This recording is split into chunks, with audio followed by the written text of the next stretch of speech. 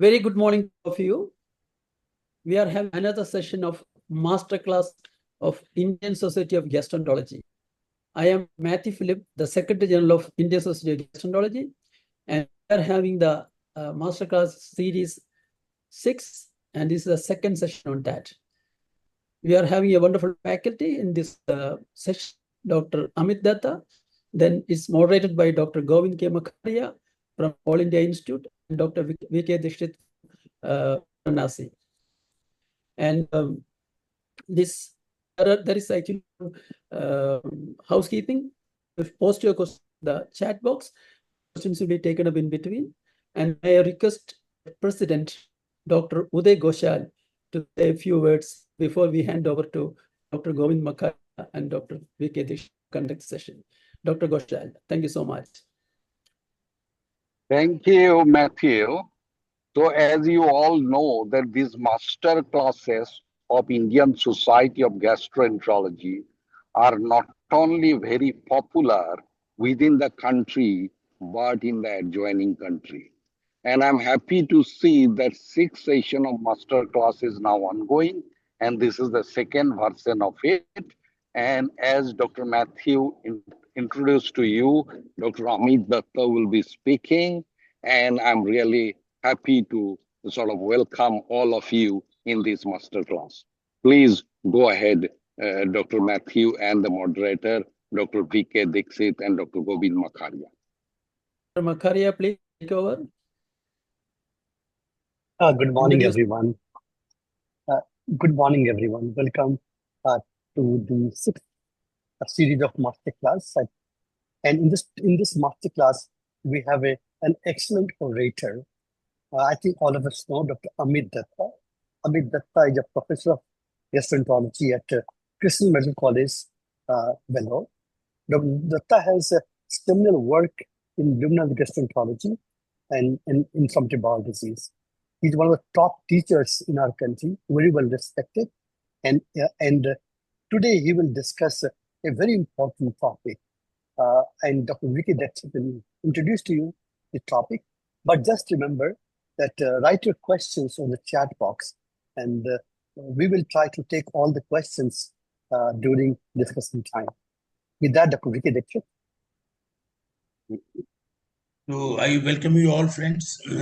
As already told by you, this is the masterclass 6th series, and Dr. Amit Dutta is a well-known figure on luminal gastroenterology. We have chosen a patient actually with the approach to unexplained weight loss. As you friends, you know, the weight loss is a very common problem, and whenever you have more than 5% of the weight loss in 6 to 12 months duration, we call, yes, it is a significant weight loss. But then again, you have to categorize like it is intentional or unintentional. So we are talking of the unintentional weight loss. So basically, Dr. Amit Dutta will highlight how you can approach a patient who has come with the unintentional weight loss.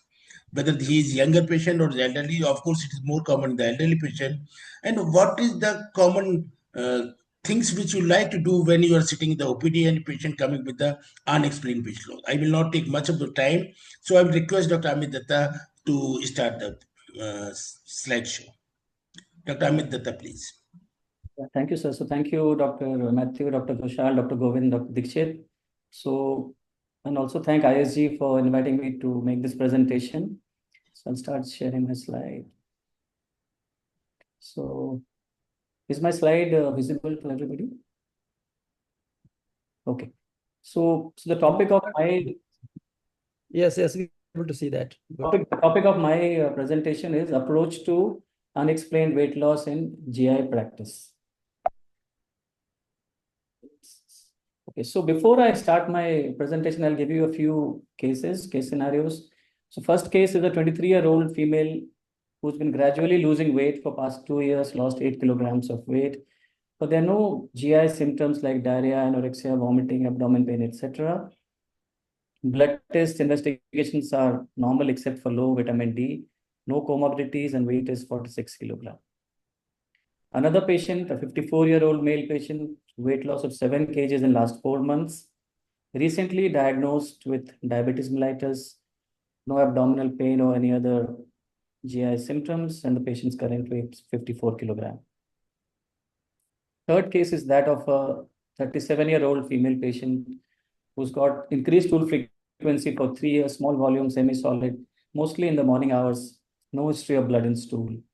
Lower abdomen discomfort, sometimes related to bowel movements. And in the last 1 year, there is weight loss of 6 kilograms. And finally, we have a 73-year-old male patient, known case of diabetes, hypertension, ischemic heart disease on multiple medications. And in the last 6 months, the patient has noticed some change in the stool consistency and frequency, and also lost about 6 kilograms of weight. The appetite is reduced, the sleep is also disturbed, and initial investigations have all been all right. Now I'll come to all these cases towards the end of my presentation. I just wanted to highlight the variety of way in which patients with weight loss come to us in GI practice. So weight loss is one of the common symptoms which we see in clinical practice, and it doesn't point towards any one particular organ dysfunction. It's a non-specific thing. There is a long list of etiologies like you have organic, you have psychiatric, medication related, etc., which can cause weight loss. Patients who come to you, some of them may have some localizing symptoms, some of them may just have weight loss and no other localizing symptoms. And as you will see later in this presentation, that a number of patients with significant weight loss have an organic cause or malignancy, and therefore we need to evaluate these patients adequately. So how is unintentional significant weight loss defined? So if somebody has lost more than 5% of body weight in the past 6 to 12 months, which is not voluntary, then it is called unintentional weight loss. Just want to clarify a couple of more terms. One is sarcopenia, one is cachexia. Now, sarcopenia specifically refers to loss of muscle mass. So when somebody loses muscle mass, he may lose weight or overall weight may still not drop so much. Whereas cachexia is loss of both muscle mass and fat mass. It is usually driven by cytokines in specific situations like malignancy or end-stage cardiac and renal disease. So cachectic patients are one extreme of weight loss, and they will all have weight loss, but that's a subgroup of patients with unintentional weight loss. In terms of epidemiology, it's quite a frequent problem in the community. Now, if you look at the literature on unintentional weight loss, while it's a common problem, the amount of data is not as much as you expect, considering this is a very common problem. But the prevalence of unexplained weight loss increases with age. And in somebody above 65 years of age, almost 20% of them have this thing. So therefore, although the literature is a bit limited, most of the work is actually done in the geriatric age group, because that's the age group where weight loss is a very significant issue. Other thing to remember is that the causes of weight loss may vary with age. So what you see in a younger patient, the profile of etiology may be different in an older patient. And weight loss is associated with a higher risk of mortality and other poor outcomes, as well as a poor quality of life. As you can see in this data from this meta-analysis of 15 studies, which had 178,000 plus patients. And what they found is that patients who are having unintentional weight loss, the mortality is about 40% more than the people who don't have weight loss. And the risk increases with age. Apart from mortality, it also leads to poor quality of life, especially in elderly subjects. Now, just one slide on why does somebody lose a weight? So in the steady state, the amount of energy we take and the amount of energy we spend is same. And that maintains a steady state, which depends on your food intake. You have hormones which drive appetite and also hormones which suppress appetite. So there's a balance and you have a steady state. Now, when this balance is disturbed, that's when you start losing weight. Main reason being, if you don't take adequate food, there's inadequate energy intake, you lose weight. You're taking adequate food, but if it's not getting absorbed, again, you will lose weight. Or you're spending more than what you're taking, which happens in inflammatory or neoplastic conditions again. So these are the broad ways in which we lose weight. Now, more than 5% weight loss, as I said, is significant. If somebody loses more than 10%, you start seeing features of malnutrition. And once it exceeds 20%, then you start getting features of organ dysfunction. That was some general points about weight loss, the definition, and how it has, the effect, that how there's a higher rate of mortality in those patients, poor quality of life. Now, coming to the etiology, which I think is a very important part of my presentation, because the number of conditions which can cause weight loss is very big. Almost any system, any condition can cause weight loss. So it's good to categorize them into certain groups, which makes it a bit more easier to handle how you approach these patients actually. So if you look at the different causes, they can be grouped into these categories. Malignancies, which account for 15 to 35% of cases. The non-neoplastic GI causes 10 to 20%. Other organic like cardiac, neurology, endocrine, respiratory, renal, etc., 10 to 20%. Psychosocial, again, very important. About 10 to 20% of patients may have weight loss because of psychosocial reasons and not because of any organic condition. Medications and drugs, very, very important. I think drugs are sometimes the hidden causes of weight loss. And therefore, when we see a patient, we should go through the drug details and medications very carefully. And then after all the investigation you have done, in some patients, you may not find a cause. So unknown, maybe 5 to 15% of patients, you may not know a cause of weight loss. So among the malignancy, I think any malignancy can cause weight loss. So this includes GI, liver, pancreaticobiliary, lung, head and neck malignancy, hematological, bladder, breast, ovary, prostate, etc. So the whole list of malignancies can cause weight loss. Among the GI, liver, and pancreaticobiliary, neoplasm obviously is the important one. And then you have non-neoplastic conditions like peptic ulcer disease, celiac disease, tropical flu, infections like tuberculosis, parasitic infection, inflammatory bowel disease, other malabsorptive conditions, chronic liver disease, pancreatic insufficiency. So list is big. I mean, all the organic and most of the conditions we know can all cause weight loss. So the list is quite big. But if you combine the neoplastic and the non-neoplastic causes in the GI, liver, pancreaticobiliary, they are probably the number one cause of weight loss among all group. And that's why it's important in gastroenterology or GI practice, because a lot of patients who come to your weight loss will maybe having a GI cause. The other organ non-neoplastic causes include neurological like dementia, multiple sclerosis, etc. Endocrine causes, again, very important: hyperthyroidism, hyperparathyroidism, diabetes, poorly controlled, all that. Heart failure, infective endocarditis, pulmonary causes, renal issues, rheumatological causes. Among infection, I want to specifically mention HIV and tuberculosis. These are two very important infections which can lead to weight loss. And then you have the psychosocial causes, which I said 10 to 15% of cases. This may be the cause of unintentional weight loss, which includes depression, anxiety, substance abuse. You know, people who abuse substances, they don't look after them very well. Their food intake is quite poor and then they lose weight. Schizophrenia, eating disorder. Again, I want to mention about this condition. This is something which I think we don't suspect much in our practice. But when I ask my psychiatric colleagues, they do these, although they're not that common, but we do see eating disorders in our population as well. I think it's felt that the body image disturbance aspect may not be as prominent in Indian or Asian population, but still these disorders exist, and we have to suspect these conditions also when somebody is losing weight.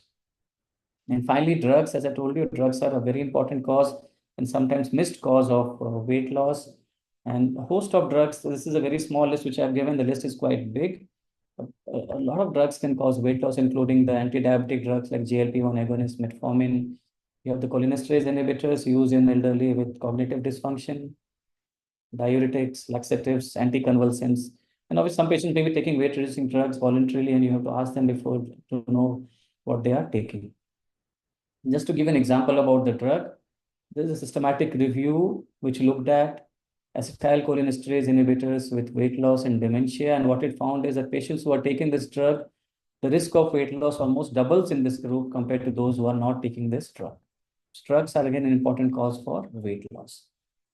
So that was about the causes, the neoplastic, the GI, other organ, psychiatric causes, you have medications.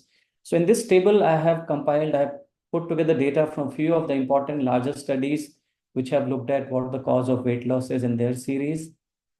And as you can see, the gender distribution is almost sort of equal. And the malignancy and the GI non-malignant causes actually are the dominant ones in most series. And then you have other organic non-malignant causes. Psychiatric cause, again, 10 to 30%. Unknown. Now, with more as time has gone by, this unknown number actually has reduced to about 5 to about 10%. Earlier, it used to be quite big in the older series. And again, emphasizing what the different conditions and the importance of GI conditions as cause of unexplained weight loss. Now, there's one more study which is larger than this, which I am presenting separately. This is a study from Spain, which looked at 2,677 patients. Now, in this series, malignancy was seen in 33%, the non-malignant organic in 37%, psychosocial in 16%, and 14% were, and this was published in 2017. Now, this is a busy slide, but just I want to highlight what are these conditions we are seeing. So in this study, which had 883 patients with malignancy, 415 were actually GI or liver or pancreaticobiliary. So the dominant malignancies were actually GI, liver, and pancreaticobiliary. And then you had the lung, the lymphomas, and then the breast and gynecological malignancies, prostate, etc. Among the non-malignant causes also, out of those patients, almost half of them actually had digestive disorders as the cause of weight loss. And then you had endocrine, infection, nervous system, respiratory, etc. And among the psychosocial disorders, out of the 428, the dominant ones were depression, somatoform disorders, other anxiety, and then we had other conditions actually. Other important thing to remember is the etiological profile also changes with age. This is a very large study from a United Kingdom primary care database. So they have looked at 70,000 patients who had weight loss, and they matched it with, each patient was matched with 5 other people in the same catchment area. And what they found is that if somebody is more than 80 years of age, then cancer and dementia are the dominant causes of weight loss. But when somebody is less than 60, cancer comes a bit lower down. So again, the depends on what patient, what age group patient you're seeing, etiological profile will vary. So that was about the etiology. So I hope it's clear that in terms of etiology, the list is very big. But there's some few things to remember. One is the GI causes, including neoplastic and non-neoplastic, are probably the most important ones. Okay, then we have other system causes as well. Psychiatric conditions can also cause weight loss. Drugs and medications, again, very important causes. And then in some cases, after all the investigation we do, we may not find a cause of weight loss. Now, next I'll talk about how do we approach these patients who come to us with unintentional weight loss. So first, obviously, like in any scenario, we do a good history and physical examination, and then we'll do some initial investigations. And based on this information, we'll know which way to proceed.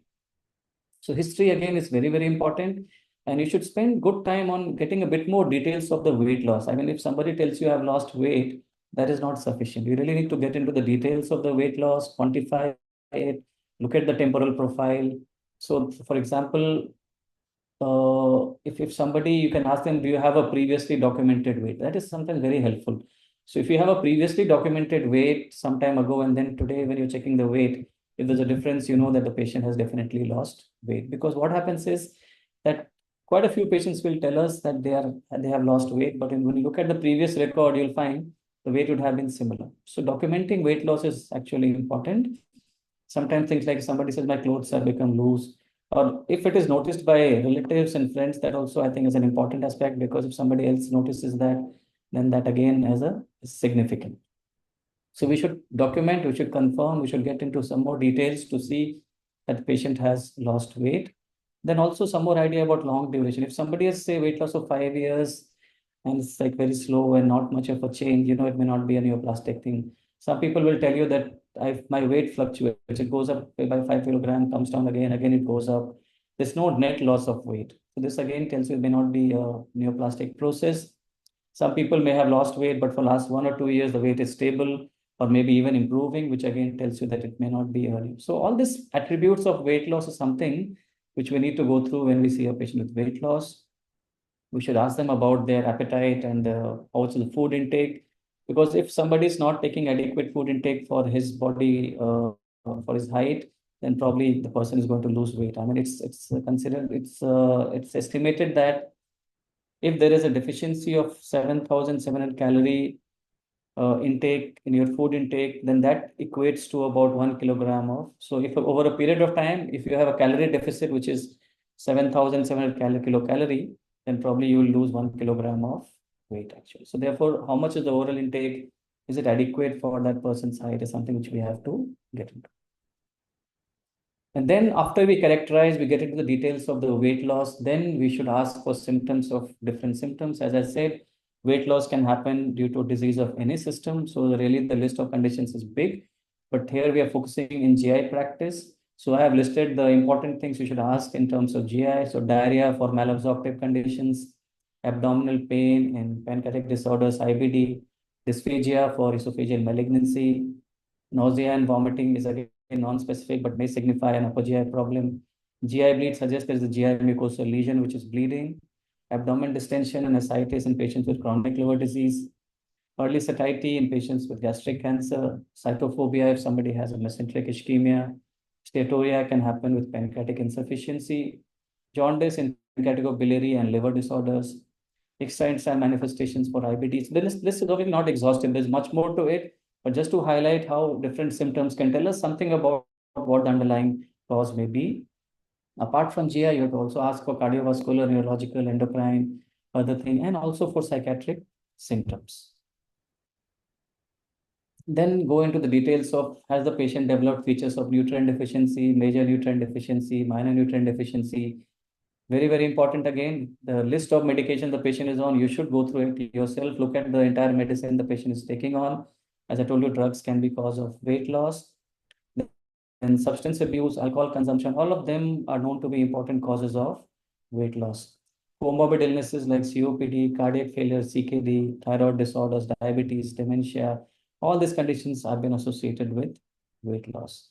The occupational history and then socioeconomic, again, very important. I think in our country, poverty is still an issue, and sometimes patients may not have access to adequate amount of food, and that may be the reason for weight loss. And then past history, any surgery, any family history of any illnesses, important. That was about the history, some general thing about the weight loss, then some symptoms related to different specific symptoms, and some general comments, comorbidities, drugs, medications, etc. And then you go on to the examination, and in this condition, it has to be a head-to-toe detailed examination, looking at things like the pallor, lymphadenopathy, signs of malignancy, nutritional assessment, examine the oral cavity, especially in elderly. They may have poor denture, they may have candida, there may be other reason why they're not able to eat food properly. There will be features of cognitive dysfunction. We should look for that. Do not forget the breast and thyroid examination, systemic examination of all the symptoms, and then also genitals and rectals. So again, the examination has to be really a complete, thorough examination in these patients. So why is the examination important? This is a paper which was published some time ago. And what it found is that among patients who turned out to have malignancy as a cause of involuntary weight loss, more than 50% had some abnormal finding on physical exam. So physical examination can give you a clue to underlying organic cause actually. So after we have done a history, we have done an examination, then there are some initial investigations which we need to do, which includes a complete blood count, liver function tests, renal functions, blood sugar, thyroid profile, serology, stool examination for focal blood parasite and calprotectin, inflammatory markers, CRP, urine microscopy, chest X-ray, and ultrasound abdomen. Now, this list may vary among people to people, but this is generally what will pick up. So the thing with this investigation is sometimes you can even pick up a cause directly based on the test. You can pick up a hyperthyroidism or a diabetes. You can see mass lesion on X-ray. Ultrasound can show you mass or liver metastasis. If there is raised calprotectin or CRP, then you would consider inflammatory pathology. So sometimes these investigations can give you a cause, or they can lead you to how you should investigate the patient further. And these are not very expensive, and these are very freely available in most centers. This is something which you should do initially in these patients. Once we have done this, we have done the history examination, we have done initial tests. In some patients, it may point towards certain area where the pathology lies based on symptoms or investigations, and then you can investigate the patient in that particular direction. So for example, patients may have upper GI and small end symptoms like they may have dysphagia, which is difficulty in swallowing, they may be vomiting, pain in upper or periumbilical area, early satiety, diarrhea, with features of nutritional deficiency. So in these patients who have symptoms of upper GI, an upper GI endoscopy is good. If you don't find also any pathology, please take biopsy from duodenal mucosa, because sometimes people who say, obviously celiac disease, the mucosal abnormality is not present in all the patients. So look for malabsorption, do an upper GI endoscopy to look for other organic causes and celiac serology. If there are features of malabsorption, you need to do other tests of malabsorption as well. Sometimes the cause may not be clear on the endoscopy, and you may have to proceed for a cross-sectional imaging which can be a CT or MRI. And if you're suspecting bowel lesion, enterography may be better. Some patients may require, you may see subnormality on CT, there is something in the jejunum, and then you may need an enteroscopy to go and take a biopsy. So again, you don't need all the investigation in all the patients. You start somewhere, maybe an upper GI endoscopy, and then depending on what you find or what you don't find, you proceed to further tests like a cross-section imaging, etc. Then some people may come to you with lower GI symptoms, like there's change in bowel habit, the patient is having blood in stool, lower abdominal pain, their rectal symptoms like urgency, tenesmus, etc. When you did the initial investigations, you found the CRP is elevated, calprotectin is high. And these patients you may have to investigate by colonoscopy. You will pick up malignancy, you can pick up inflammatory bowel disease, other pathologies. And sometimes, again, if colonoscopy is not giving you the answer, then you may have to go for a cross-sectional imaging in these patients. Now, if the patient has symptoms pointing towards pancreaticobiliary system or liver disease, like somebody may come with a jaundice or an upper abdominal pain, there may be abdomen distension or ascites, steatorrhea. Patient may have had diabetes recently, there may be a GI bleed, abnormal liver function test in your initial investigation. Then these patients, you have to probably examine the pancreaticobiliary system and liver, which can be done with MRI, with MRCP, or a contrast-enhanced CT of abdomen. And then some patients may even need an endoscopic ultrasound, depending if you see a mass lesion, you want to take a biopsy, you may have to go. But usually imaging will be pretty helpful in many of these patients who are having localizing symptoms towards liver and pancreaticobiliary symptoms.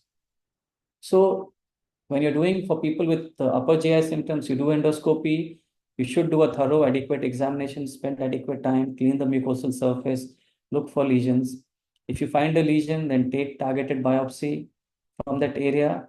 If we do not find a lesion, you should still take duodenal mucosal biopsy. As celiac disease, often the white light endoscopy may be normal, and you may pick up only on not only celiac, even other malabsorptive conditions you will pick up if you take a mucosal biopsy. So unexplained weight loss, when you're doing endoscopy, if you don't find any cause like a cancer or something, please ask for mucosal biopsies. So this is an example of one of a patient with weight loss, and this is a lesion in the esophagus, which was malignant. Another patient, again, weight loss, early satiety, anemia, and then we found this lesion in the stomach, which turned out to be a cancer. Another patient with some abnormality in LFT, there was a double duct sign, and you can see a bulky ampulla on endoscopy. This patient who had vomiting, significant weight loss, there we found this narrowing at the D1, D2 junction, which was the cause for his problem. So as I said, endoscopy can pick up quite a few of these conditions which can cause weight loss. Next is for those who are coming to us with lower GI symptoms, we start with colonoscopy. Now, one thing very important is please remember to examine up to terminal ileum. Sometimes, especially in IBD, you may find things only in ileum and the colon may be entirely normal. So please examine up to terminal ileum. Same like in upper GI endoscopy, look for a mucosal lesion. If you find a mucosal lesion like a neoplasia or something, take targeted biopsy. Otherwise, if the examination is normal, but you're strongly suspecting IBD, for example, patient has raised calprotectin or raised CRP, then sometimes IBD patients may have a normal appearance on mucosa, and you may still have to take a segmental mucosal biopsy. This is an example of some of our patients with colonoscopy. This is a colonic growth in the colon, which was cancer. This you can see a deformed ileocecal valve with narrowing, and there is an ulceration in the patient with tuberculosis.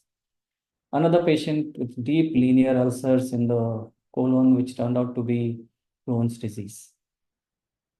So that was about upper GI endoscopy and colonoscopy. Next, we talk about cross-sectional imaging. Now, the benefit of this imaging is that unlike upper GI endoscopy looks at only upper GI tract, or colonoscopy only in colon, cross-section imaging actually looks at the entire abdomen. So it gives you a much wider range of information than what you attain on this thing. And sometimes it can tell you directly what the cause is by looking at a mass lesion or something. And in some cases, CT or MRI will tell you that where the abnormality lies. For example, there is a thickening in the jejunum, and then you can go with balloon enteroscopy and target that area, or there may be lesion in some other areas, and you can do an image-guided biopsy. So CT can help you diagnose, or it can help you decide which should be the next area where abnormality is and which you should target for your investigation. For unexplained weight loss, the data is much more on CT than MRI, but I guess both of them should be okay. If you're suspecting IBD, then please ask for a CT. enterography. So this is an example of patient of a CT enterography, and you can see there's a lot of thickening in the ileal area, which turned out to be Crohn's disease. Another cross-section imaging in a patient with this, I think, is picked up even on ultrasound abdomen. So you don't need a CT, but it's something which you can see on a CT. The MRCP showing a malignant hilar obstruction, a patient with cholangiocarcinoma. This patient had abnormality in the jejunum, in the small bowel on CT, this thing. So we went ahead, we did a enteroscopy and we found this mass lesion. Biopsy turned out to be adenocarcinoma. So again, just to tell you that all the thickening and thing is not always IBD in the small bowel. Sometimes you may have a tumor as well. You may have tumor, you may have lymphomas in small intestine as well. Another case, abnormality not seen on upper GI colon, but seen on a CT enterography. There was a stricture, and then when we went with balloon enteroscopy, we found a stricture. There was ulceration. We took a biopsy, which turned out to be Crohn's disease. So just to summarize, patient who comes to you with unexplained weight loss, initially you do take history, do a good head-to-toe examination, do some initial investigations. If they are pointing to any specific direction, that is, localizing symptoms or investigation, then you do a targeted assessment. If there are upper GI symptoms, do an upper GI endoscopy and then proceed to CT or other tests actually. Lower GI symptoms, do a colonoscopy and then proceed to CT if need be. If it is symptoms of pancreaticobiliary and liver disorders, then you need an imaging and then further endoscopy as required. And if you identify a cause, then you can manage the patient. If you don't identify, then you have to go through a different pathway. So I think at this place, we'll probably take a break and we can take some questions. Then we can go to the second part. Thank you, Dr. Amit, for a wonderful exposition till now. I think you made a very, very important points, and each one of them is extremely important. And I want to highlight 2 points. Number one, that drugs leads to weight loss, rightly pointed out, and one should be aware that drugs can lead to weight loss. And we go around and around and do a lot of investigation, thinking of what they call the weight loss, and we come back to ground zero and do a PET scan just to confirm that are we missing something. And therefore, it's good to keep that in mind that drugs can lead to weight loss. Same is a psychosocial issues like psychiatric disorder, depression. I think we find many patients with severe depression coming to us with some GI symptoms, which are typically irritable bowel syndrome, because this is very important that they come to us with weight loss. We find them some diarrhea, some constipation with the pain abdomen. We think is IBS, and they start to for weight loss. We do colonoscopy in them, we really confirm that are we missing a colonic lesion. But the GI symptom is secondary to a depressive illness. And we don't, because we don't think depression is an important GI issue, but it is really, really important. Depression with GI symptoms are focused on irritable bowel syndrome or on colonic malignancy. They are manifestations of, or GI manifestations of depression. And depression is called weight loss. Therefore, most of us must remember that in the setting of depression, GI symptoms are very common and weight loss can be because of depression. So we need to keep in mind, and sending them to psychiatry is very relevant. And what happens that unless we think so, what happens? We keep doing a lot many investigations. I wouldn't say as a blanket statement, but be aware the psychosocial issues or some depression can be an important cause of weight loss, as Dr. Amit very rightly pointed out. And other point I want to make this point of time is a malabsorption. So that two kind, as Dr. Amit just said, that two kind of symptom. One is positive symptom, one is negative symptom. Positive symptom like pain abdomen, vomiting, dysphagia, which will come to you with those symptoms, and that's a cause of one negative symptom. Negative symptom is there's no painful condition, and the patient can keep losing weight, and we miss that. Why the weight loss? And the most important cause is malabsorption.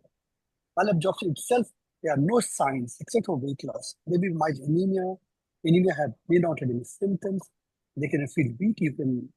So also to keep in mind that malabsorption could also be an important cause of weight loss, for which there may not be any positive symptom other than weight loss. I think with that, Dr. Dixit, any comment you have? What Dr. Makaria has said actually regarding the psychiatric evaluation, that's very important actually, because nowadays you see the psychiatric illness has become many times. And in our sitting OPD, irritable bowel syndrome is one of the common problems. And so, if somebody who has got a typical, by looking at you, there is no physical positive finding, nothing. But if he says that he has got significant weight loss or some weight loss, actually, more than 5%, I think we should always explore. We be missing, there will be some small malignancy which is just starting. So that is very important. You see, these patients, they should be evaluated very well. In spite of that, you are 100% you are thinking in the term of the psychiatric disorder. Now, second thing, the endocrinal causes, which are usually missed actually. Like, for example, hyperthyroidism. I know many of the patients actually, they were evaluated right from the hair, and then they went to Mumbai and this and that, and they could not make a diagnosis. Ultimately, it turned out to be the hyperthyroidism. So these are the things which you should be, like diabetes itself. Many times they will say, no, हमारे तो family में हुई नहीं कभी, हमको तो कभी हुई नहीं. So like these are the endocrine causes are also one of the very important actually things in which the can lead to initial, the weight loss. Yeah. in So the that is so baseline, hyperthermia. Then like for example testicular tumor, because you examine the nobody actually examine the testis, which is also sometimes missed actually, and that could be reason. Similarly, they see a prostate. Because you will not find any positive finding, nothing, but they may be having the florid picture of metastasis and they come with the weight loss. Dr. Amit, I would like to just ask, because though we talk of the anorexia nervosa and all that, but really how many patients, how commonly you see this anorexia nervosa as one of the cause of the weight loss, unintentional weight loss? so for us, actually, we do suspect it sometimes, but not that common. So what we do is our psychiatrists, when I speak to them, they do see these patients, but they're not that frequent. So what we do when we suspect that, we send them to the psychiatrist and then they admit them, they evaluate them. But I was seeing a bit more of this when I was in UK for my study leave there. They had a special ward for these anorexic in the psychiatry hospital. And I remember seeing a whole spectrum of anorexia. And you have to see them to know that this condition, I mean, how bad and how disabling those conditions can be. I think what they say for the Asians, as well, when I was reviewing literature, that for the criteria for this, you need this body image disturbance as an important thing. But somehow in the Asian, that aspect is sort of not that easy to pick up actually. But these conditions are existing, and this eating disorders, I think, is something I said I think I sort of spent a couple of minutes when I was talking about the etiology that we should suspect them. And the also thing is the psychiatry which you're sending should also be aware about that. So if you're in a higher center with a higher volume, people may be aware, but sometimes in a busy practice, especially in psychiatry actually, if you think of it, the history in psychiatry is such detailed, but in a busy practice, whether psychiatry is able to take so much of detailed history is also an issue, and these conditions need a bit more evaluation that way. So therefore, I So think they are Dr. there, but not that common, Yeah. and we should have the suspicion is what I would say for these conditions. So, Dr. Amit, suppose you are sitting in Vellore and we are in Varanasi. Do you find any changes actually in the spectrum of the disease which are prevalent here, which are there? Any change which are commonly the causes for the unexplained weight loss? That's Or one thing. in difference, or they are more or less same? One thing I can tell you offhand is that we don't have much of celiac among the South Indians actually, but we do get involved a lot of patients from North India, so they have celiac, but the South Indian population still, it's there, but not, it's uncommon in them to have a celiac disease, whereas, and tropical sprue we are still seeing once in a while, even though there is impression that it's getting lesser, but we still see some cases of tropical sprue who are responding to our tetracycline and this thing actually. But apart, and also IBD wise, IBD is a cause of weight loss. We see a bit more of Crohn's in South India, and probably the Crohn's is there in the, so there are some subtle sort of something, but otherwise generally it's sort of same. I think it depends more on the probably I think socioeconomic profile than the region, or both I think have an effect actually. And the other point which you're making up to the endocrine, if you look at my presentation in the basic investigation itself, when I put it, I had listed all those sugar, thyroid, because this is something not to be missed, something like a simple TSH or a blood sugar or a X-ray chest, or also these basic, which are not very expensive, very easily available. They should be a part of the routine investigation in the patients when they come to you before you even go to specialized endoscopy. So what you made is a very, very valid point. Sometimes surprised the TSH will be some 0.00, where the TSH is, and the patient Yeah. coming with the weight loss. And And also, second, one more actually common thing what normally what happens, a person younger, he says he's got constipation and coming with a hematochezia, and then you presume it actually most likely he may be having internal hemorrhoids, and people write the treatment, he becomes all right also, and then he comes after 2-3 months again. Why did I have seen 3-4 patients like this? I just unnecessarily waited unnecessarily, and when we did, it was already fluid CF rectum. Because in younger patient actually the CF rectum is not uncommon. So you should not always misguide when patient having irritable bowel syndrome with constipation predominant with the internal hemorrhoids. You should always, any hematochezia or I must say any red signal sign, you should always investigate the patient. Now, yes, this is, I must say, this is my request to our PGs actually. When they are saying suspicion, please don't wait actually. Don't give simply the treatment. You call them and do at least rule out the common things first. That's a very common thing. And another thing which I would just take your opinion, like many times now children are coming because they are having a lot common problem is the abdominal pain. Their parents will bring the children कि साहब उनको दर्द होता है, कुछ खाता नहीं है ठीक से, ये है वॉमिट कर देता है फलाना, and you investigate the right and left, don't find anything. वो अगर आप पूछोगे कि he has got weight loss also, he says yes sir, वो 5 kg लॉस कर दिया, कुछ खा ही नहीं रहा. For these children, what you do actually? What relevant investigation you like to do, and how you, or it is just a psychotherapy or some counseling which is more important rather than investigation in very detail. yeah, so again, children, I think the one thing definitely we should look for, celiac disease, we should not miss in children. That's something we should, if somebody has a weight loss, we should do a TTG at least, I think. Yeah, that we do commonly. All the patients, children, everything when they comes come, this thing, the TT is the first thing which always we do. Okay, all right, and the as you children, there's no, highlighted the let's say the no occupational and the psychosomatic the history. So, what actually occupational history is more important when you are discussing this unintentional weight loss? So we know that occupational things have linked to some of the cancers are occupational linked, that where you work, especially. Okay. So can we go to occupation with some neoplastic addictions as well. Okay. Yeah. Thank Go you. in. Okay, we can go to the next part of your talk. But again, I request all the viewers to please write your questions in the chat box so that we can take your questions. And this talk is very, very interesting and very, very relevant for our clinical practice. Amit?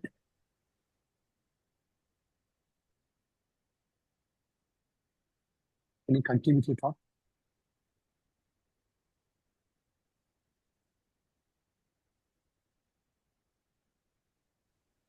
Okay, so my slide is seen. No, can I continue? Hello. Yes. Please do. So now, so far we had discussed about something general about weight loss epidemiology, the etiology, and then how we approach a patient. We take history, examination, do some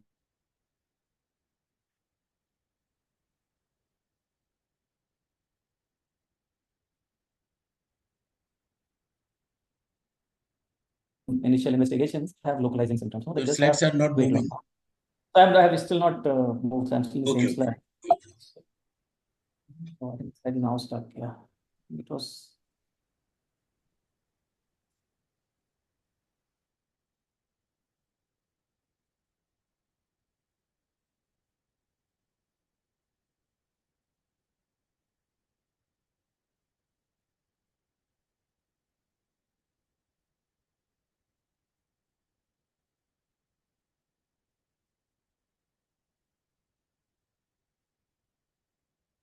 Where the problem is, and then you can sort of feature this thing.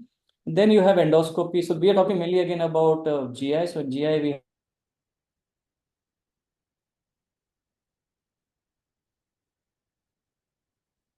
we have endoscopy actually. But remember, you have no localizing symptoms. The patient may very well be having some other system problem like a cardiac or neuro or respiratory, etc. So therefore, these patients should also be evaluated by other specialists for any other cause apart from GI causes in this setting. And then we have tumor markers and PET-CT, which I'll be discussing later in my presentation. Now, before I talk about CT, thorax, abdomen, and pelvis, now there is some difference of opinion that what we should do. So at this stage, which I was talking, when everything is done, all things are all right, no localizing symptom. So there is a differing opinion between should we investigate these patients more or should we keep them under close follow-up. Basically, all the initial tests you have done, your hemoglobin, LFT, renal function test, everything is all right, CRP is good, and ultrasound, chest X-ray, all is okay. So now should these patients go further investigation or should we sort of keep them under follow-up? So for this, if you look at the different opinions from different groups, there is varying recommend. Some say that we should proceed. Some say you can keep them under close follow-up. The biggest concern here is, as I was telling you when I was talking about the etiological profile, is that about 30% of patients may have malignancy, and you don't want to delay the diagnosis of a malignancy. So because of the risk of missing neoplasia, I think probably we should investigate. Now, can we do this? Like, can we make some sort of a thing based on age? If somebody is very young, maybe we can sort of wait. Somebody is like having risk factors, old patient or family history or anything else, then shall we go for further investigation? So again, there's no right or wrong answer to this.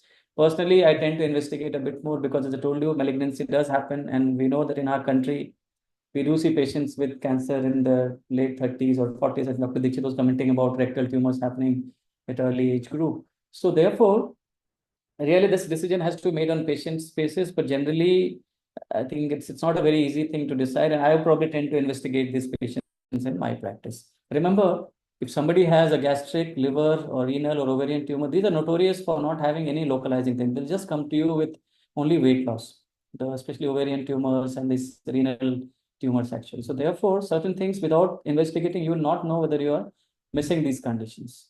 Also, small bowel lesions may not have localizing symptoms all the time. So then I said the first investigation in this group should be a whole body CT, which is CT, thorax, abdomen, and pelvis. So there are a couple of papers which are good papers on this particular topic, one from Singapore and one from Ireland. So this is the paper from Singapore, which looked at 200 adult patients with unexplained weight loss, and they had data on CT, thorax, abdomen, and pelvis. In this particular study, the diagnostic yield was 33.5. That means the CT had a almost 1/3 of patients with the help of CT, they were able to get into the cause of the problem. And also among all the cancer, there were 20 cancers together, about 44. Among them, only 2 cancers were missed, which were in the rectum and sigmoid. So apart from that, the other cancer, the respiratory, gynecological, the upper GI, all of them were actually either some abnormality was seen or the lesion was very obvious on as a tumor on CT examination. So therefore, what is very clear is that when you do a CT thorax abdo-pelvis, your chance of missing malignancy becomes very low. And the important thing in the study was that when they looked at the younger age or the older age, there was no difference. So that's why this cutoff of investigating more in bit older age and less in younger age is what to say, not really backed by findings from this particular study. Then you had a larger study from Ireland, which had 337 patients. Now in this study again, unexplained weight loss, thorax, abdomen, pelvis, CT was done. Here the yield was a little bit low. It was 12.8% in this particular series. It was a bit lower than the previous series. But the important finding was that all the malignant lesions were actually picked up on the CT thorax abdomen. So they were not missing any malignancy. Now, when we are seeing unexplained weight loss, as I told you, our concern is we shouldn't delay the diagnosis of a malignancy. So therefore, CT does help. And even in this paper, if you look at the age, there was absolutely no difference. In the age odds ratio was about 1. So whether you are younger or older, I think doesn't make a difference in terms of a CT finding of a significant lesion actually. So therefore, I think age-based strategy may not be too accurate. And Dr. Amit, CT... Dr. Amit, 1 minute. No, can you come closer to your speaker, or the sound is slightly reduced? Okay. Can you hear me now better, sir? Can you hear me better now? Slightly better. Yeah. So essentially, in summary, what we can say is that for CT thorax, abdomen, and pelvis, basically, it's an excellent test for detecting neoplastic lesions. And therefore, it should be considered early when you have unexplained weight loss and you don't have any localizing symptoms. The next test, so once you've done CT thorax, abdo-pelvis, if the cause is clear, then you can manage appropriately. Sometimes you may not have a cause, or sometimes you have done a CT and you have seen some abnormality, but it needs to be investigated better with endoscopy. So the two reasons for endoscopy, one is if there was nothing found on the CT thorax, abdo-pelvis, or if you have found something, but you want to characterize it better. So that's when you do the endoscopy. Now, data on this aspect is fairly limited. This is a data from an abstract which was published some time ago. They had data on 512 patients with unexplained weight loss, 500 upper GI endoscopy, 347 colonoscopies. So what they found was that in the upper GI endoscopy, the diagnostic yield was about 18%, and of which many of them were malignancies. In the colonoscopy, the diagnostic yield was close to 20%, which was about half of them. Some of them had CA colorectal cancer, and an equal number had IBD. So IBD and colorectal cancers were important causes in colonoscopy and malignancy in upper GI endoscopy. That was from an abstract. Then we have this full paper from Israel, which had looked at 1,843 patients who underwent upper GI endoscopy, colonoscopy for unintentional weight loss. In this study, there were 1,540 upper GI endoscopies done, of which 10% were clinically significant, led to the diagnosis of cause of weight loss. In colonoscopy, the number was a bit lower at about 6%. And what they found is if you have some other abnormality on the blood test or something, then the yield is better. If you have absolutely no abnormality, the yield is a little bit lower. But either way, upper GI and colonoscopy are helping us in picking up 10 to 15% of patients with weight loss. So in summary, for upper GI and colonoscopy, if you don't have any cause after CT thorax abdo-pelvis, that's what you should go for, because then you'll pick up about another 15 to 25% of cases. Also, sometimes CT is showing you abnormality, but not exactly what the abnormality is. In those patients, again, you go for a upper GI and colonoscopy. Essentially, for GI causes, once you have done a CT thorax abdo-pelvis and upper GI and colon, almost most of the causes will be actually organic things will be identified. Only small number of patients will still not be identified if it is a GI cause. Now, what about tumor markers? Often we see people sending tumor markers when somebody comes with weight loss. Now, these tumor markers are different types. They can be proteins, they are enzymes, they are antigens, etc. And they have been in vogue for many years, beginning from the Benz-Jones protein for myeloma in 1847. And now we have very advanced markers. We even have tumor cells or tumor DNA, which are floating in the blood, which we detect by what is called as a liquid biopsy, although this is still evolving. And tumor markers are not just markers for diagnosis, but they are also useful for prognosis, for treatment, as a prognosis marker, therapeutic target, treatment endpoint, etc. But there are some issues with the tumor markers. One is that their accuracy is not very good, actually. There's a lot of inter-individual variability, and they are not tumor specific. For example, the same CEA is high in colorectal cancer, it is high in ovarian tumor, it can be high in lung. So one marker can be elevated in many of the tumors. So finally, you don't have any localizing value for many of the markers. And second thing is that often they are false positive and the reports are not very high. So therefore, tumor markers at the best, they are not individual standalone diagnostic tests. They are more like an adjunct tool which you can use. And some of the markers which we use in our practice are alpha-fetoprotein for liver cancer, the CA, CA99, CA125, prostate-specific antigen, neuron-specific enolase, HCG, etc.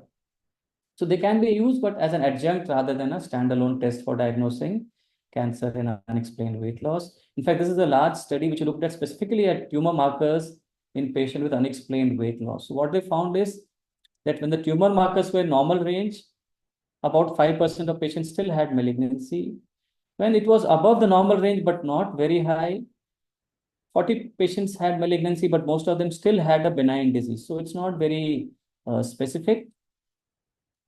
The only place where it was useful was when the levels were very high. So if the level of tumor marker is extremely high cutoff, then generally patient most likely has an underlying malignancy. So if you have a range of marker which is above normal but not very high, still many patients will have benign disease.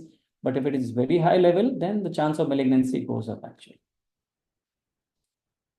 So that was about the CT thorax abdo-pelvis, upper GI endoscopy, colonoscopy, and tumor markers. So when we are investigating these patients with unexplained weight loss and we are not able to find the cause, one of the primary concern we are having is that we don't want to miss any malignancy in these people because they can advance in a matter of few months or something like that. Because if somebody is having a malignancy causing weight loss, then that tells you that it's not a very early stage malignancy.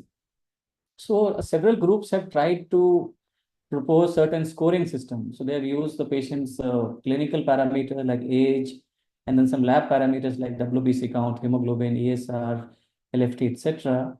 And they've said if we can make a score based on these tests and see if certain scoring will predict unlikely to have malignancy, certain will have a high risk of malignancy. So these scorings have been developed by different groups. So when they present the data, they show it to be performing well.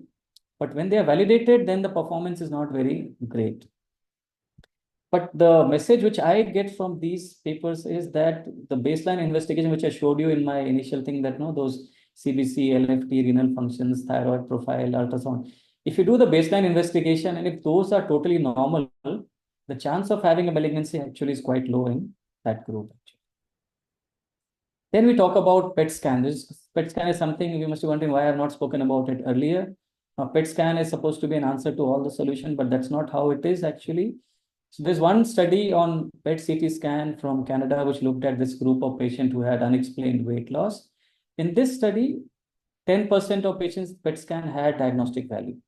But out of this 10, out of the 10, 7% actually patients would have been anyway picked up on a routine CT or upper GI endoscopy or a colonoscopy or your X-ray chest or something. So the extra yield for PET CT was only in 3% of cases. And the problem is so the main thing which we deal with when you do PET CT is a lot of these false positive signals which are there. So when you have a lot of false positive signals, you tend to do a lot of unnecessary investigation for the patients. And not only that, if the PET CT is normal, doesn't tell you patient doesn't have a malignancy or a disease, because about 6% of cases in this series, the PET CT was actually false negative. So PET CT is good. It can pick up certain cases which are not been picked up by a routine CT or upper GI colon, but at the same time, it does miss lesions as well. And also, there is this issue of false positive things with the PET CT. And PET CT is good for all neoplastic, infectious, as well as vasculitic inflammatory processes as well. And then patient needs to get evaluated by other specialty, because as I told you, other organ problems can also cause weight loss. And then you may have to do things like this whole list of investigation. Now, how you investigate in which patient depends on the clinical scenario you are dealing with. I've just listed this again is not an exhaustive list, but this again, depending on the patient, these investigations may be required, like bone scan, electrophoresis, mammography, etc. Okay, so now we have discussed about somebody who comes to us with localizing symptom, and what I suggested is that we first do a CT thorax abdo-pelvis. It will tell us about the diagnosis or tell us which area to look for the diagnosis, and then we can go for endoscopy and colonoscopy. Among the GI causes, a combination of this will mostly lead to diagnosis of most of the conditions actually. Also, other systems have to be looked at because there are no localizing symptoms. Tumor markers can be useful as an adjunct, but not as a standalone test. PET CT in select situations, especially in patients who are older, where your suspicion of malignancy is very strong, you can consider a PET CT, but not as an upfront test, because otherwise you have a lot of false negative, false positive, and you have to keep investigating in that direction. So once you have done all this, you will have a cause in many of your patients. But after all this, still in some patients, you will not have the reason for weight loss. Now, what do you do in these patients where you have done all this investigation and etiology is still unexplained? Now, as I discussed earlier, and Dr. Govind also was pointing to, that psychiatric causes is something which we should be looking at. So one issue is that if you look at sometimes the psychiatrists, when you refer a patient for weight loss, what they will say, please rule out organic cause and then send the patient to us actually. So we end up doing anyway investigations for organic conditions. And once the organic things are excluded, then the psychiatrists are a bit more proactive, and then they really want to look at the causes of weight loss, because they don't want to miss an organic thing before labeling somebody as a psychiatric cause for weight loss. And among the psychiatric cause, which accounts for 10 to 15 or 20% of cases of weight loss, includes anxiety, depression, substance abuse, etc., as I discussed earlier. The socioeconomic issues, again, now if you don't have a cause, again, revisit the patient's socioeconomic issues, look at the drug history again. Sometimes the patients may not remember the name of the drug. Tell them to bring all the drugs from home next time when they meet you, and then look at the drugs yourself. And very important, please get a dietitian to see the patient, see how the patient's dietary intake is. Is the intake adequate for that patient's requirement? Because as I said initially, if the calorie deficit keeps accumulating over a period of time, then the body starts going to break down your muscle and fat and use them as source of energy. Obviously, in gastroenterology, we don't have the expertise or maybe the time to look at the psychiatric things in detail, but there are certain scoring systems which can sometimes help you Like, for example, depression is probably the commonest psychiatric thing for weight loss. So there are certain questionnaires which can help us to get an idea whether the patient is having depression, like this patient health questionnaire 9, etc. Also in elderly, where I mentioned that in elderly, the weight loss is much more problem in geriatric age group than it is in the younger age group. And one of the common reasons is cognitive dysfunction, dementia in those group. So there are scores like abbreviated mental test, which can help you to see whether the patient has some cognitive dysfunction. And then you can refer the patient to a neurologist for further assessment, actually. So that was about patients where we have localizing cause. And then the second was about patients where you don't have a localizing cause. And then finally, patients where you don't have a cause, look for psychiatric issues, look for drugs, etc. And then a nutritional assessment by a dietitian. Now, how do we manage these patients? So quickly, I'll cover this management because, again, we cannot go to management of all the disorders. The list is wide. So essentially, once you have found a cause of weight loss, you treat the underlying cause. That is the main thing. You treat underlying cause, and that should take care of the disease process and will lead to improvement in the weight. And while the underlying cause is being treated, the patient will also need a nutritional support, especially those who have lost a good amount of weight. So you need a nutritional support and rehabilitation. And sending to a dietitian would be very useful in this particular scenario. So therefore, it needs a multidisciplinary care to manage these patients. Other thing to remember, which I would want to stress upon, is that if somebody has lost a significant amount of weight and you start rehabilitating nutritionally this patient, remember they may be having a risk of this condition called refeeding syndrome, which can sometimes be dangerous. So therefore, if somebody has a risk of refeeding, you have to start nutrition slowly. Please give them thiamine supplement and then keep them under observation. In the olden day, there used to be some drugs people were using like megestrol, dronabinol, etc. But those drugs are not that useful. So for example, dronabinol is a cannabinoid which is mainly used for HIV patients for weight loss. Megestrol has been used again in cancer cachexia patient and HIV patients with weight loss. But these drugs have significant side effects and there are not too many RCTs to support their use. The one drug which sometimes I use and our psychiatrists use is mirtazapine.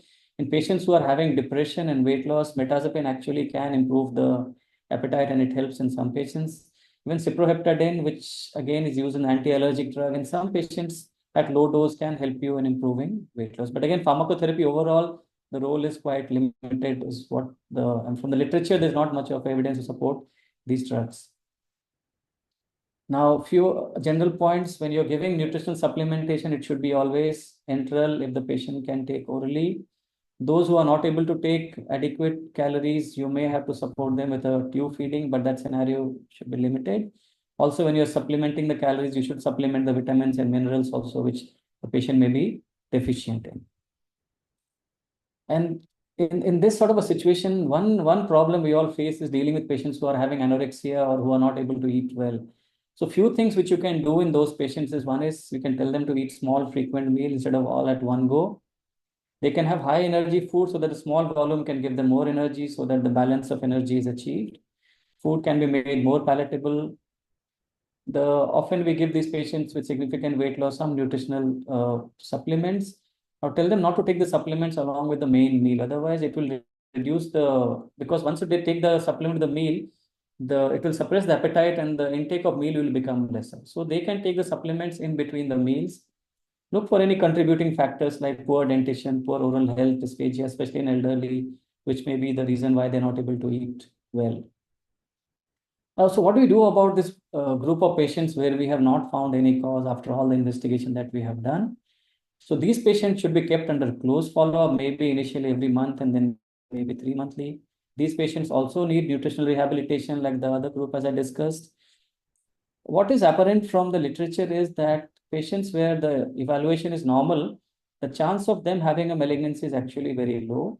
And as you follow them up, many of them actually gain weight. So therefore, the prognosis in this group of patients is not bad. If you have not found, actually, it's a good sign. Most of the patients in long term will actually improve. So if you look at this data from a large study, so they have grouped the patients of weight loss into those who were found to have malignancy, non-malignant organic conditions, psychiatric conditions, and unknown causes. So what they found is that malignancy, obviously these are patients malignancy coming to you with weight loss, so they are fairly advanced in the malignancy. By the end of 360 days, many of them, the mortality is more than 50% in this group. Among patients with non-malignant organic conditions, by the end of 1 year, it's about 5 to 6% is the mortality. Patients with psychiatric and unknown disease, the mortality is the lowest. So the patients who are not having any cause, the mortality is lower than those who had a malignancy, much, and lower than those who had a non-malignant organic cause. Therefore, as you follow these patients more and more, and if you don't find a cause, most likely the chance of malignancy becomes lower and eventually they will improve. In fact, this meta-analysis, which looked at a lot of studies with weight loss and what happens to patients where you don't find a cause, and what happens to patients over a period of time. And what this clearly showed in this meta-regression is that as the time of follow-up increases, the chance of having a poor outcome, the chance of having mortality is actually very little in this group. So therefore, as time goes, unknown cause patients mostly will do well and they will actually become all right. So this is a summary of what I have presented. Patient comes to us, unintentional weight loss, history, examination, initial testing. You have a localizing symptom, do targeted evaluation. No localizing symptom, go for a cross-section imaging, then upper GI colon. Other systems have to be investigated. Then psychiatric causes, medications, etc. If you don't have a cause still, then you can keep them under close follow-up. Nutritional rehabilitation, many of them will be okay over a period of time, actually. So I just want to take you through the cases which I did earlier, and we'll also have some poll question linked to these cases, actually. The first case which I mentioned was about a 23-year-old female from North India who was gradually losing weight for past 2 years, lost about 8 kilograms of weight. There are no localizing, there's no diarrhea, anorexia, vomiting, or abdominal pain or any other localizing symptoms. The initial tests were okay except for low vitamin D. She doesn't have any comorbidities, and her weight is 46 kg. So the question is that what should we do in this? What should be the next investigation? Should be a CT thorax abdo-pelvis, celiac serology with duodenal mucosal biopsy, or keep her under observation, see her after 6 months' time, or should we do a colonoscopy? So I think I'll stop sharing and we'll go to the poll question for this particular. So can we have the first poll question?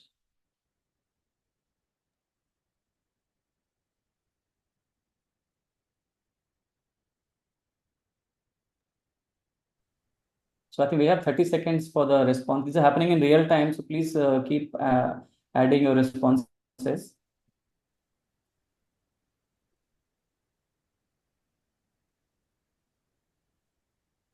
The majority appears to be right, actually.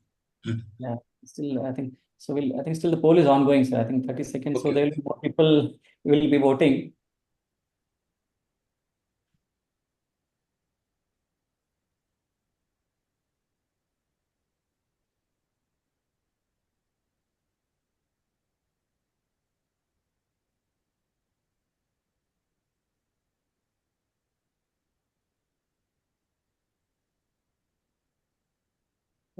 Hello, Govind.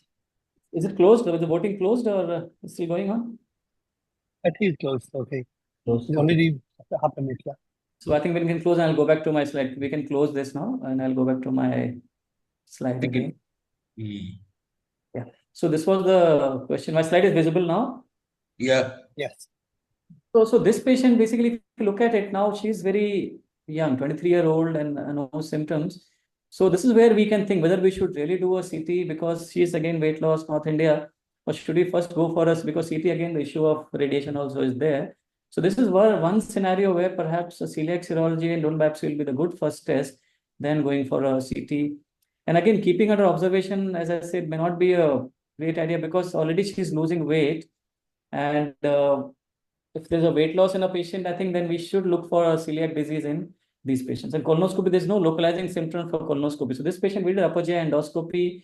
You can see the scalloping of duodenal folds, and this is on image enhancement. We don't see any villi in the mucosa. And it came out, the celiac serology was positive. Histopathology showed severe villus atrophy with crypt hyperplasia. So we diagnosed her as celiac disease and started her on gluten-free diet, and the patient improved.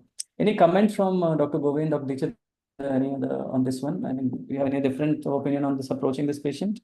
No. It's okay, sir. Okay. And Okay. it's wonderful. I think the right way to do that work. Okay.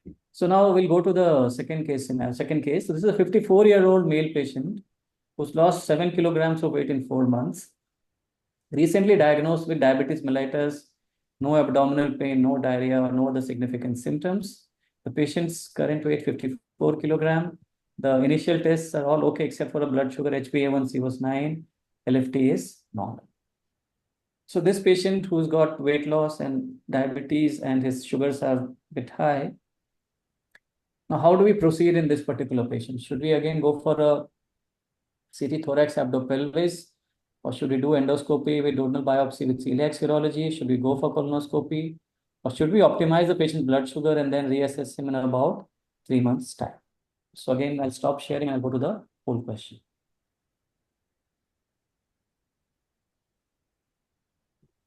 So these are the 4 choices. You have 30 seconds for responding. I think we need more votes from the participants. I think we're getting quite, I think so. So all of you, I encourage all of you to vote so that we'll get a different mix.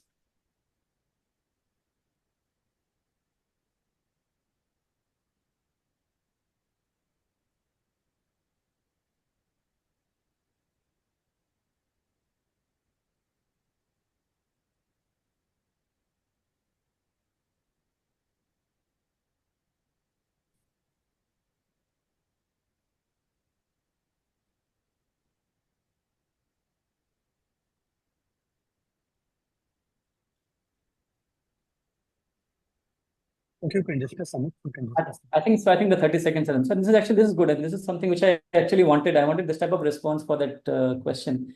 So I'll go back to my slides again.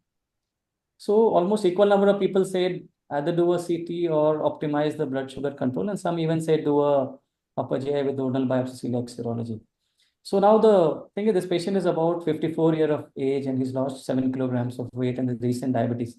So the concern is when somebody has a recent diabetes, now diabetes itself can be a cause of weight loss, but it can also be an indicator of a pancreatic malignancy. So therefore, ideally, we should probably do a cross-section imaging and exclude because it's a recent history of diabetes in this patient. Now, we know celiac disease is linked with diabetes mellitus, but again, here the concern is the weight loss. So probably the first test, what I would suggest in this patient, but again, I said we are all open to this thing. But if you wait in a patient with malignancy, then there's a chance the disease may progress. So in this patient, there's a CT which showed some lesion in the body head area, which on US we found a hypoechoic area. We did FNA from the US guided and turned out to be malignancy. So any comment from Dr. Govind, Dr. Dixit, anybody? I also thought in the same way because it is a recent onset diabetes in a 50 middle-aged person. I think this is pretty appropriate. We should rule out the possibility of the CA pancreas. So I think we should do a CT in such group is what I would say, because we should. So while I agree the diabetes can, but if this patient was very young, say a 24-year-old type 1 diabetes, the pathway may have been different. So I think age is an important factor also when we consider investigation actually. Okay. So now we go to the third case scenario. This is a 37-year-old female patient who has increased stool frequency. There is a small volume stool, usually in the morning hours, no blood in stool for 3 years. And for last 1 year, the patient has about 6 kilograms of weight loss. She has multiple somatic complaints and anxiety. The weight is 64 kilograms. Her BMI is 22. And then on investigation, hemoglobin was 13.6, but calprotectin is 160. Her sugar, thyroid, creatinine, all of them are all right. Stool parasite is negative. So the question to the audience is, what may not be needed at this stage? So choices are colonoscopy, celiac serology, PET CT scan, and psychiatric evaluation. So we'll go to the whole question again and let's see what the people feel.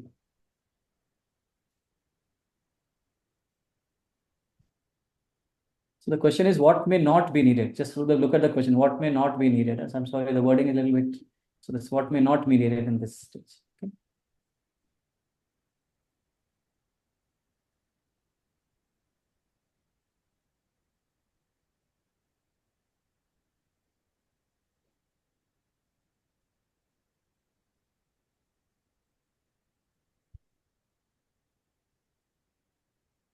All right, Amit, you can discuss. Okay, so I think most people are saying that we should not do a PET CT, which is the correct response. And So again, if you look at this patient, if you look at the profile of history, it sounds like a functional GI disorder only. But again, the only issue is patients with Weight functional loss. disorder, when they have a weight loss, Yeah. and when the fecal calprotectin is about 160, I think there is an indication that we should probably still go for a colonoscopy and do a celiac serology in this patient if you look at the guidelines. And because of her multiple somatic complaints and anxiety, I think a psychiatric evaluation also will be appropriate. What we should not rush into this patient is doing a PET CT scan. As I told you, PET CT is expensive and really not, I think, not the initial. Maybe if you want, you can do a CT per se, but not a PET CT at this stage. So any comment to Dr. Govind on this, Dr. Dikshit, anything on this particular case? Yeah, yeah. Well, I also think in the similar way because the calprotectin is high and the patient has got weight loss. So definitely we should rule out the possibility of IBD, most likely Crohn's. This is again to highlight to the students, especially, that you'll see patient OPD. So when there is a weight loss history, I think your threshold of organic disease should be a bit low. You should try to sort of not to miss celiac disease, not to miss an IBD in patients like this actually, because this are the pathways. If calprotectin is normal, celiac is negative, then probably you are okay. But I think otherwise, if somebody has lost weight, and before labeling this IBS, may be good to do some investigation. That is the common things we should exclude actually. Okay. Now, so that was, I think, about the, so this patient, we did upper GIS, everything was all right, colon also was normal.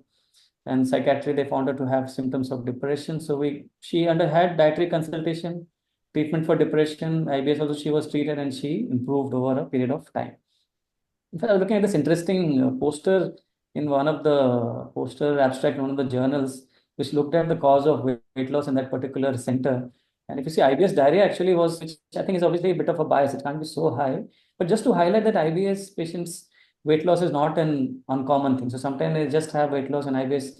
It can be a part of the psychiatric thing, or sometimes these patients actually restrict a lot of diet themselves. So when the dietitians will evaluate these patients, they'll find that they are not taking what is required of them to take. And that is the reason why they are losing actually weight. So again, getting into the diet and all can help you in this sort of a setting. Now, the last case, which is not for a poor question. In want of time, can we skip fourth question and take few questions? So we have just 10 minutes left for the just 1 minute. If I can message the last one. So I know there's no poll for this actually.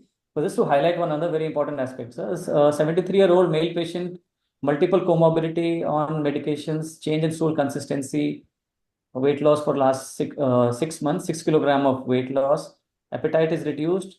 All the initial tests are okay. Blood sugars are well controlled. So elderly patient, multiple comorbidity, multiple medication. Colonoscopy was, so he had altered bowel habits. So we did a colonoscopy and upper GI and then we did upper GI, which are normal. Then we went ahead with CT thorax abdo-pelvis because of his age. He's elderly, 73 plus. So we don't want to miss a malignancy. Psychiatry evaluation was done, found to have depression. It was treated, but there's no improvement.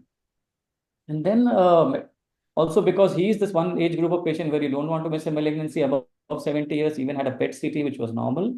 And detailed drug history revealed that he was actually on metformin, which was stopped. And after stopping metformin, the GI, the stool symptoms became better. And he also improved over a period of time. Just to highlight the importance of a good drug history, especially in elderly who are on polypharmacy, and a lot of drugs they may be taking may be contributing to weight loss. So a lot of reasons why these drugs can cause weight loss, which I can just skip the slide. So this is my concluding slide. So what I have discussed is unexplained weight loss is a challenging problem in clinical practice, as there is a large number of etiologies. But we should, in our mind, have some sort of approach in our mind. And remember, GI causes are among the commonest cause for unexplained weight loss. And how you approach the patient depends on the clinical features of the patients.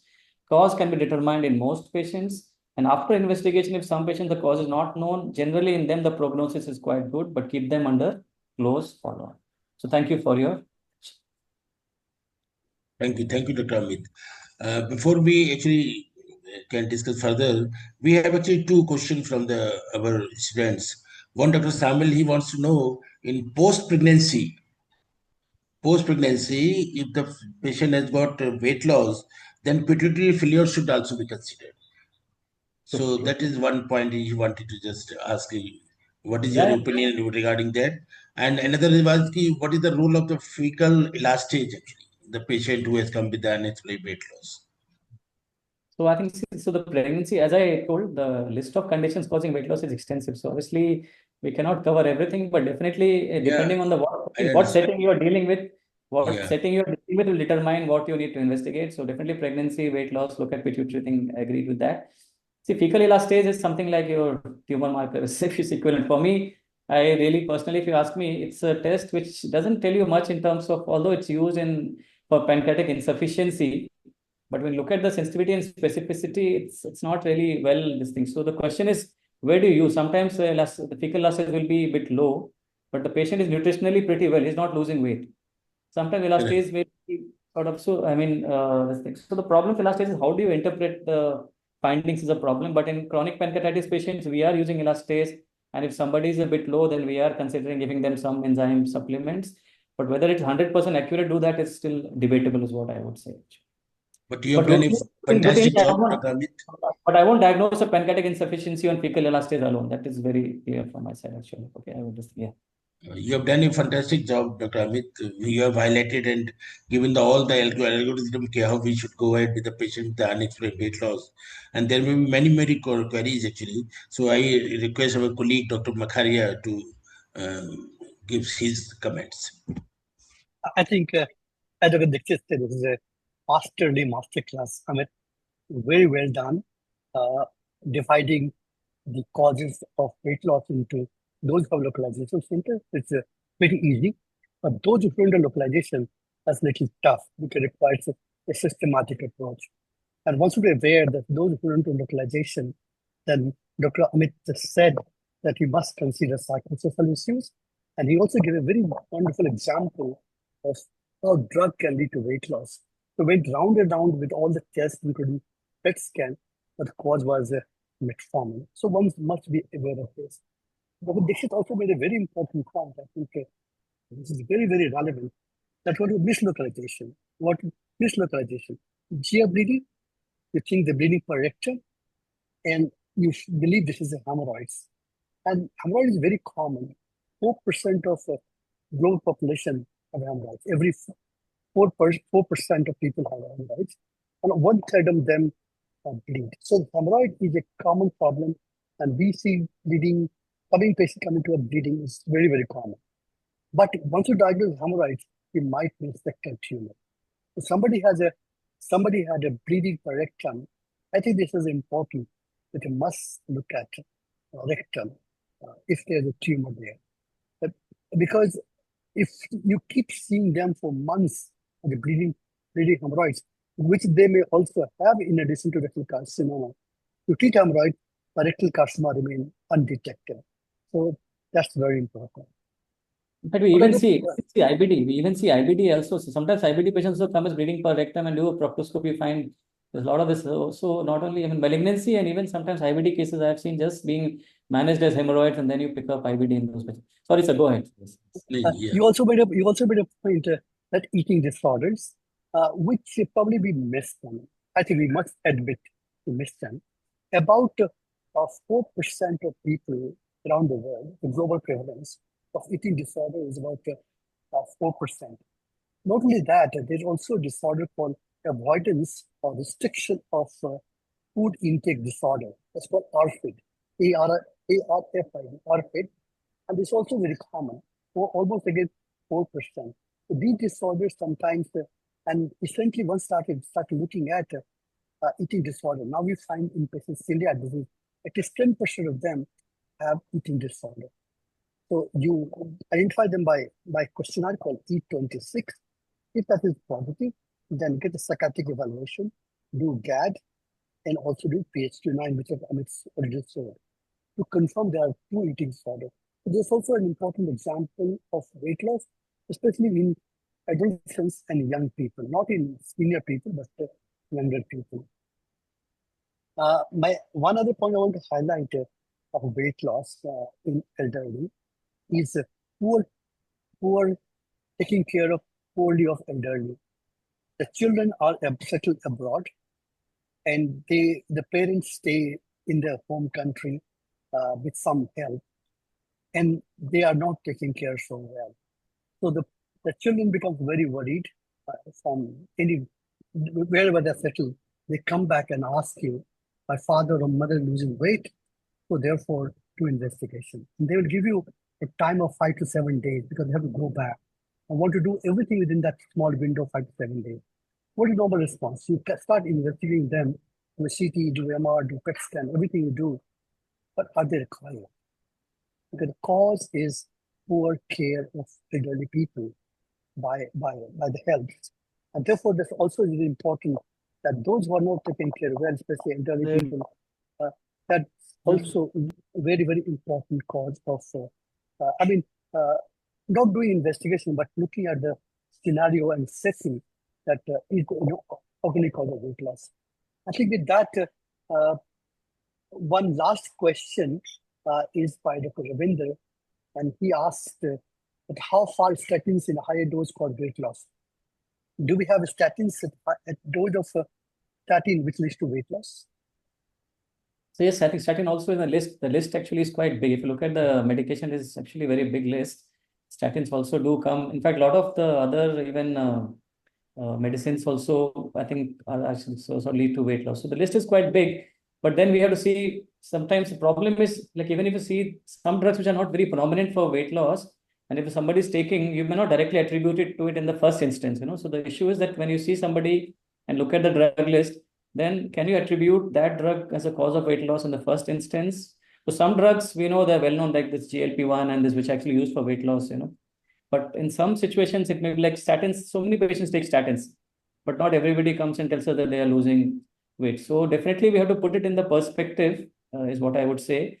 Not very easy to sort of pinpoint the cause and effect in most situations, actually. I think with that, we are touching our time. So thank you very much, Dr. Amit. Maybe request Dr. Dixit to please close and invite Dr. Matthew Philip. So, sir, I want to thank both of you, sir, and Dr. Matthew, Dr. Uday as well, for this wonderful opportunity and the interaction. Thank you, sir. Thank you for the opportunity. So thank you, Amit, for a wonderful talk. Actually, hand over the proceedings to Dr. Matthew Philip. Thank you so much, Dr. Amit Gutta, for his wonderful lecture, Dr. Govind Makharia for wonderfully moderating and answering the questions and contributing to this session because of your vast experience in small bowel diseases, especially in celiac disease. And Professor Dixit, thanks a lot. And you have contributed so much in the discussion, and it was wonderful. And we noticed that 811 people logged in and continuously actively listened by 277 people. So it's a wonderful session, very successful session. And I am sure this, when it goes into YouTube, then there will be more users on that. I see Dr. Matthew was also there. Dr. Matthew, there was some PG. Actually, he was asking when this series has started. We did not have profession and thought. Can you highlight just that point? Yeah, see, this is actually a series which comes, it is a series which comes as a series of 6 to 8 lectures, and it goes for 6 months. Then there is a break. And during COVID time, we had continuous lectures. So, and then this is actually being circulated by ISG into their students forum, and also in the public forum. It also comes in ISG mail and WhatsApp. So it is ongoing program. It is actually a program which ISG is doing since 2020, I believe, and Dr. Govind's time, and now during COVID time it was started, and it actually made a really very successful program of ISG. And Dr. Uday, want to say something? Yeah, very good question, very practical and algorithm oriented, which will be sure, I'm sure it will be useful clinically. I thank Dr. Amit. And also beautiful discussion by Dr. Govind and Dr. Dixit. Thank you so much. Yeah. Next session now next session will be, we have another interesting talk. It's on non-alcoholic fatty liver disease, NAFLD, Indian perspective in future therapies. And it is by Dharmesh Kapoor, and the details will be sent across to you again, and this is happening on 21st September, the same time. And please, all of you who are logged in, please mark your date for that, because this is very important, and this is a very important topic. And we have got two wonderful moderators, Dr. Pankaj Puri and Dr. Krishnadas from. So thank you so much. We are signing out now. Thanks a lot for all the people, especially Thank you. the moderators and the speakers and my president, as well as Nisha, who is trying to coordinate everything, and also the admin team who have done a wonderful job. Thanks a lot. Thank you. Bye. Thank you, sir. Like this, sir. Okay, bye.